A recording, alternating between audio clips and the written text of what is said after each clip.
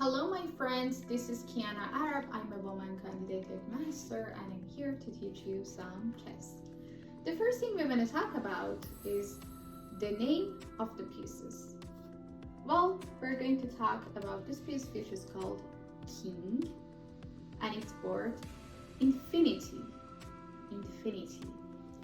The next piece is going to be the Queen, which is worth 9 points. 9 points. Then we're going to talk about the Rook, which is worth 5 points. The next piece is going to be the Bishop, which is worth 3 points. Then we're going to talk about the Knight, which is 3 points also. And we also have another piece, which is a pawn, little tiny pawn, which is worth 1 point.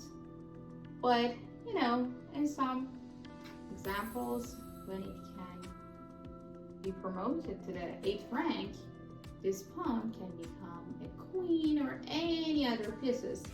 So, in the beginning of the game, this pawn is worth 1 point, but it can change to 9 points or other pieces in the board based on a position.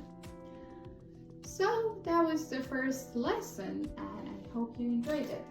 Leave me a comment or if you have any questions, write them down. I will try my best to answer your questions.